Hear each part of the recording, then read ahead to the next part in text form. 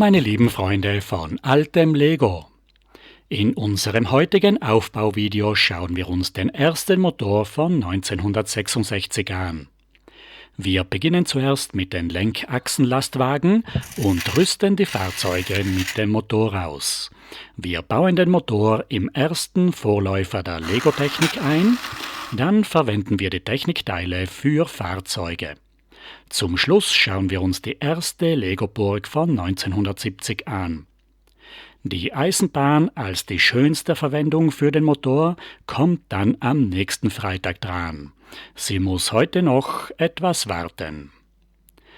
Wer Englisch besser versteht als Deutsch, der kann unter den Einstellungen die Audiospur Englisch auswählen. Ich hoffe, dass die automatische Synchronisierung von YouTube bald auch für andere Sprachen funktioniert. Letzten Freitag haben wir uns das erste Rad von 62 angeschaut. 66 kam der erste Lego-Motor heraus. Der alte ist 4 Steine hoch, der neue 3 Steine und eine Platte. Für den alten Motor brauchen die Räder besondere, verlängerte, formschlüssige Stecker, mit denen sie in die Radhalter eingesteckt werden. Gleichzeitig mit dem Motor kam 66 die Eisenbahn heraus. Für die Waggons gibt es eigene Räder mit Rillenprofil, mit derselben Achse für den gleichen Lagerstein wie die Gummiräder. Für den Motor gibt es Lokomotivräder mit dem verlängerten, formschlüssigen Stecker. Auf die Felge werden Haftreifen aus Gummi aufgezogen. Wenn man die Räder in den Motor steckt, schaut man am besten zuerst in die Buchse, dann sieht man, wie die Kupplung steht. Sonst muss man die Räder so lange verdrehen, bis der Kupplungszapfen einrastet. Erst dann kann man sie ganz einschieben. Der neue Motor von 69 hat kraftschlüssige Federbuchsen und man kann die normalen Räder ohne Kupplung auch für den Motor verwenden. Die Räder lassen sich jetzt in jedem Drehwinkel sofort hineinstecken. 68 bekommen die Räder zuerst schwarze Reifen und etwas später neue Speichenfelgen mit nur einer Noppe. Bei den großen Rädern gab es die Speichen schon ein Jahr früher. Beim Zug kommen die Speichenräder 69 mit dem neuen Motor. Für die Waggons mit einem größeren Durchmesser und für die Lokomotive mit kleinerem Durchmesser für die Haftreifen. Letzten Freitag hat Herr Xal das Geheimnis mit den konischen Laufflächen aufgeklärt. Der einseitig größere Durchmesser entsteht, wenn die Reifen einseitig auf dem Felgenrand liegen. Wenn man die Reifen in die Mitte der Felge schiebt, kann man wieder vorsichtig die ebenen Laufflächen zurechtformen. Dasselbe gilt auch für die neuen schwarzen Reifen. Diese sind etwas elastischer und lassen sich leichter formen. Mich haben die ungleichmäßigen Formen der Reifen immer sehr gestört. Danke, Herr Xal, für die Hilfe und den nützlichen Erfahrungsaustausch. Jetzt machen wir mit den Fahrzeugen weiter. Im Frühjahr 67 kamen 5 Lenkachsen-LKWs heraus, mit neuen Funktionsteilen, Türen, Scharnier und Abschleppkran. Als Anschauungsbeispiel für dieses Sortiment habe ich nur den größten gelben Sattelschlepper nachgebaut. 335 mit 99 Teilen zum Verkaufspreis von 12 D-Mark. Für die Lenkung gibt es einen neuen, besonderen Achsstein mit einer Lenksäule. Die Lenksäule wird durch 3 Lochplatten durchgesteckt, am Dach eine 4x6 Platte und am Boden eine ungewohnte 5x6 Platte, durch die die Lenksäule durchgesteckt wird. Oben auf der Lenksäule ist ein Drehknopf, ein normaler 1x2 Stein mit einem Lego-Logo aufgedruckt, der in die Lenksäule eingesteckt wird. Die Lenksäule steckt unten im Achsstein. Der Achsstein hat oben keine Noppen, innen fehlt natürlich das mittlere Lager. Die Lenkung wird von den speziellen grauen Grundplatten gehalten, die es in 2 unterschiedlichen Längen gibt. Die Längsachse kommt durch die Löcher, der Drehknopf wird so weit eingesteckt, bis er einrastet. Am Achsstein sind Zapfen, die innen an der Grundplatte die Anschläge haben. Die Türen sind neu, die älteren haben einen kleinen alten Griff, den man nur sehr schwer anfassen kann. Die Kabinentüren sind transparent und außen mit der Karosseriefarbe bedruckt. Es gibt auch volle Türen in unterschiedlichen Größen. Bei der vorderen seht ihr den neuen Griff, bei der hinteren den alten. In den 60ern gibt es noch keine Aufkleber, die Steine sind alle bedruckt. Der Auflieger hat einen riesengroßen Laderaum. Das teuerste an diesem Set sind wohl die großen 6x24 Platten. Der Auflieger ist mit einem Drehteller auf die Zugmaschine aufgesattelt. 1968 kommt als 6. Lastwagen das Feuerwehrauto dazu, Nummer 336 mit 76 Teilen, zum damaligen Verkaufspreis von 9,75 Mark. Es hat schon die neuen schwarzen Reifen, aber noch die alten 4 Noppenfelgen und die weißen Radlagersteine. Es gibt eine besondere neue Fahrzeuggrundplatte für die Lenkung, die ausschließlich bei 2 Feuerwehrautos vorkommt. Den Aufbau habe ich hier schon vorbereitet. Jetzt brauchen wir nur noch die Hinterachse in die Radkästen einsetzen. Es sind die alten Räder mit den neuen schwarzen Reifen. Vorne haben wir noch die alte Lenkachse von 67. Wir stecken die 2 Vorderräder an und führen die Lenkachse durch die 3 Öffnungen. Grundplatte, Kabinenboden und Kabinendach. Als Drehknopf kommt wieder der rote 1x2 Schriftstein drauf. Der Geräteraum hat auf den Seiten 4 kleine 2x3 Türen und hinten 2 große 3x3 Doppeltüren. Ich habe hier schon die neue Fahrzeugtür, die nicht mehr bedruckt ist, sondern aus 2 Kunststoffkomponenten gespritzt.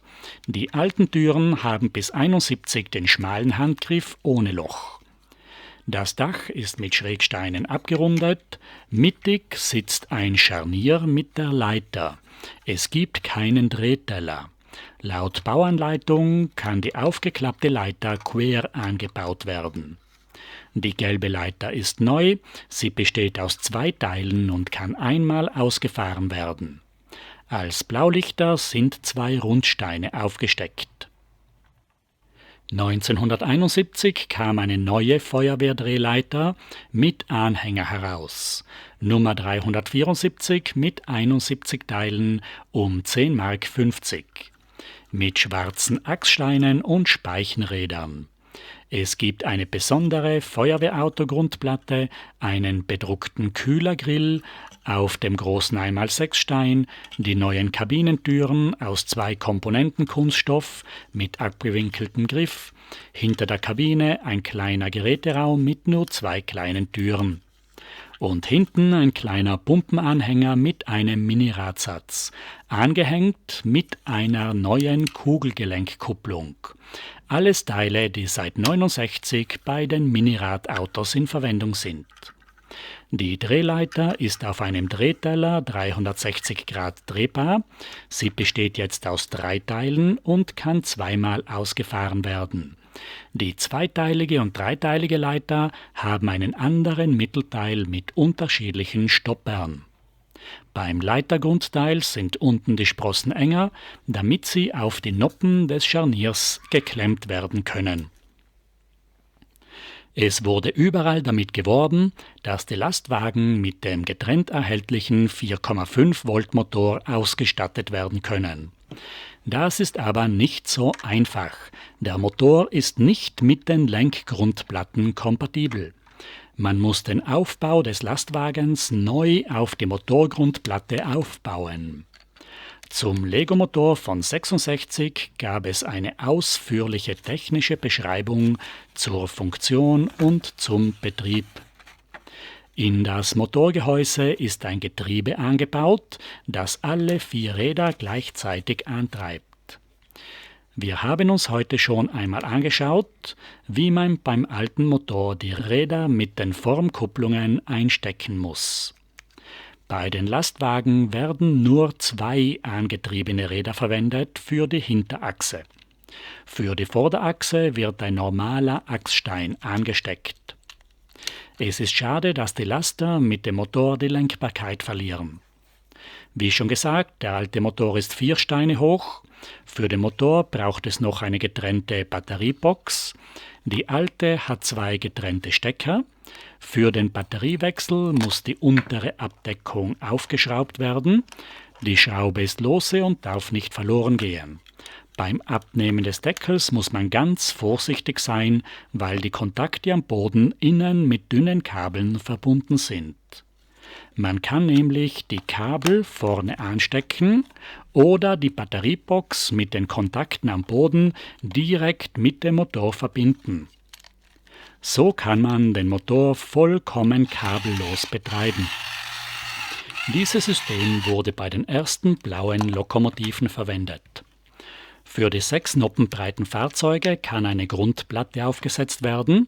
Ich habe keine Originalkabel und verwende normale Modellbaustecker. Die Originalkabel hatten ganz schmale, nicht isolierte Stecker. Mit dem Hebel auf der Batteriebox kann man das Fahrzeug vor- und zurückfahren lassen.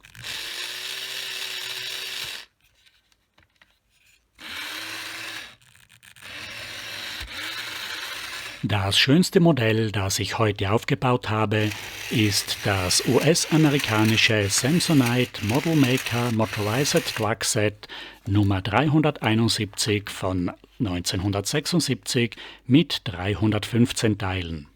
Mit dem Bausatz kann man den blauen Sattelschlepper und einen roten Abschleppwagen bauen. Ich habe den amerikanischen Sattelschlepper nach der Bauanleitung nachgebaut. Der Auflieger ist genauso groß wie vom europäischen Sattelschlepper, aber die lange dreiachsige amerikanische Zugmaschine ist doch viel beeindruckender. Mit der schönen langen Motorhaube, den geformten Kotflügel, der Aufleger hat einen schönen durchlaufenden weißen Strich aus 1x2 Platten. Dieser Sattelschlepper macht schon richtig was her. Das Modell ist von Anfang an motorisiert. Die ganze Zugmaschine ist rund um den Motorblock aufgebaut. 2 1x1 Fenster sind Scheinwerfer, im Kühlergrill ist ein transparenter Stein verbaut, die Zugmaschine hat Vorderachsantrieb, hinter dem Motor ist das Fahrgestell für den Sattel angebaut. Der Auflieger ist nicht mit einem Drehteller angehängt, sondern eine Radfelge dient als Zapfen. Das Dach ist eine 6x24 Platte. Der Boden besteht aus 2 6x12 Platten, die mit dem Unterbau verbunden sind.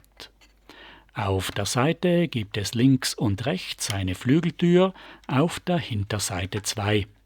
Insgesamt haben wir 4 Türen. Ein wunderschöner Großraumauflieger. Die weiße Verzierung ist aufwendig mit unzähligen Platten eingebaut. Die Anhängung ist zweckmäßig, flexibel und funktioniert gut. Ein wunderschönes Fahr- und Spielmodell. Man kann damit vorwärts und rückwärts fahren. Eine Lenkung fehlt.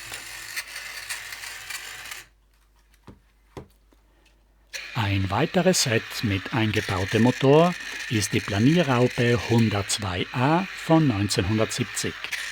Ich habe die erste Version nachgebaut mit dem alten 4 Steine hohen Motor. Zwischen den 2 angetriebenen Radfelgen sind Raupen aus Gummi aufgespannt, die seit 1969 als Zubehör beim Motorset dabei sind. Das Kabinendach besteht aus kleinen Platten. Als Planierschild haben wir eine gebaute Baggerschaufel. Auf der Motorhaube ist ein Auspuff aus 2 Rundsteinen und am Kühlergrill ist ein roter Schriftstein mit dem Logo.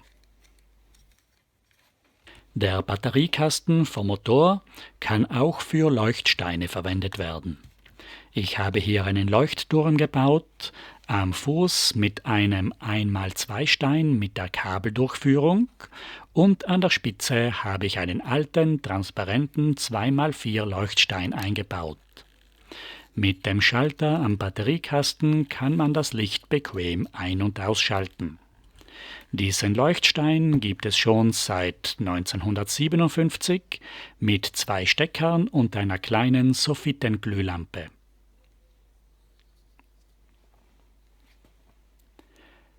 Der Lego-Motor wird auch in den Zahnrad-Baukästen verwendet, die 1970 als erste frühe Vorläufer der Lego-Technik herausgekommen sind.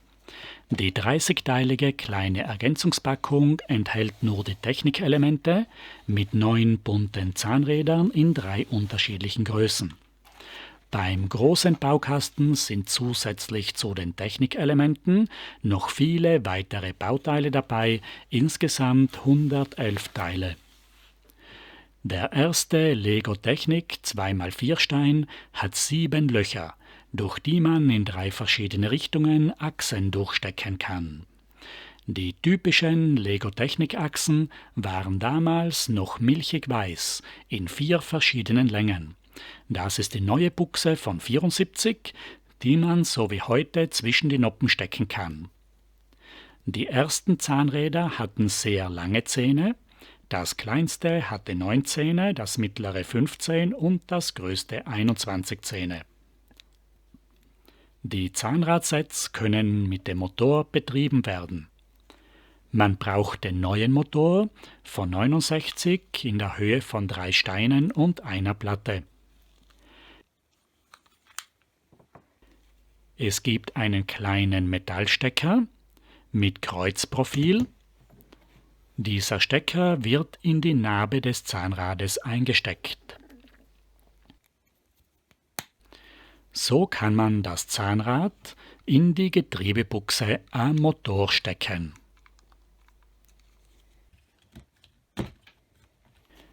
Jetzt bauen wir den Motor in das Modell ein, das ich nach der Bauanleitung zusammengestellt habe. Es ist ein schönes Hammerwerk. Wir haben hier noch die alte dicke 10x20 Grundplatte. Die meisten Getriebemodelle ergeben eigentlich keinen großen Sinn, aber man kann mit den Zahnrädern und Achsen die unterschiedlichsten Kombinationen ausprobieren. Dieses Modell ist ein nettes Hammerwerk, bei dem beide Hämmer in unterschiedlichem Rhythmus schlagen. Der Propeller an der Oberseite soll wohl ein Fliehkraftventil sein. Die Zahnradbaukästen waren bis 74 im Sortiment. Die richtige Lego-Technik startete 77. In der Zwischenzeit wurden die Technikelemente für Fahrzeuge verwendet. Hier das Rennauto 695 aus 67 Teilen. Mit vielen Dachsteinen, einem 8-Zylindermotor aus Rundsteinen, 2 Auspuffen aus Propellerachsen, die Räder stecken an Technikachsen, als Lager sind eine Reihe schwarze 1x2 Lochsteine eingebaut.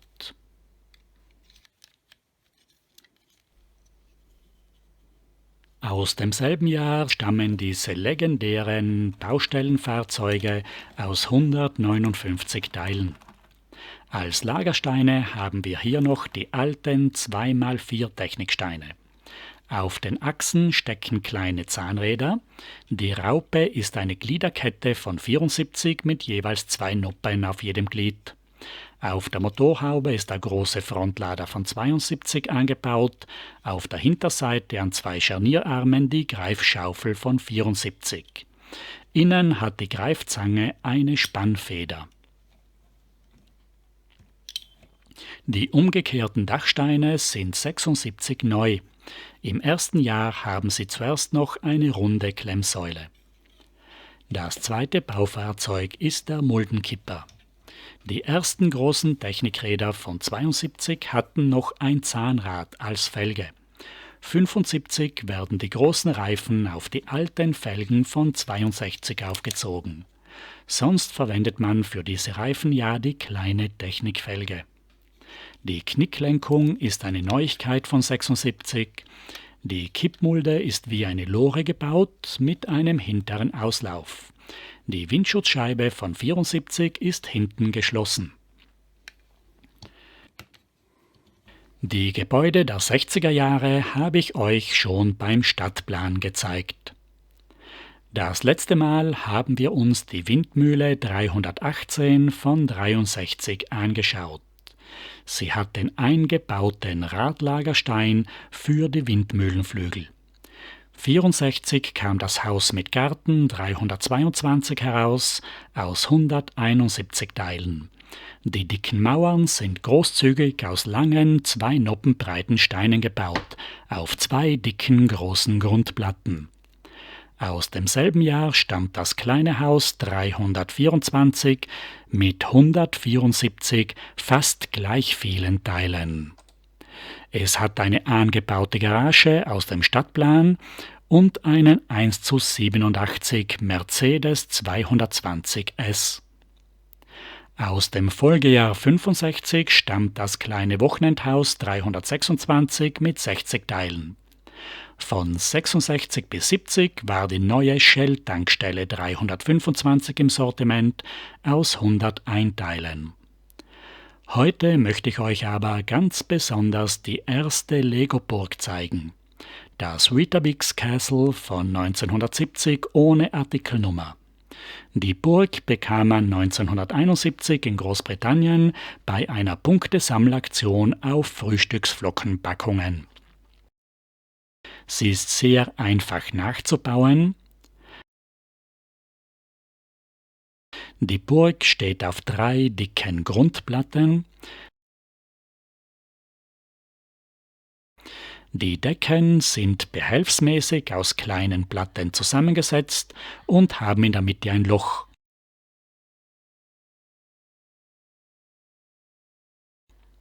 Die schöne bunte Burg hat die alten Fenster, wie sie damals üblich waren, aber keine Tür. Die Flagge steckt auf 2 Rundsteinen. Das teuerste Teil ist die Flagge mit dem alten Lego-Logo von 1975. Diese erste Burg von 7071 ist das letzte Set für heute.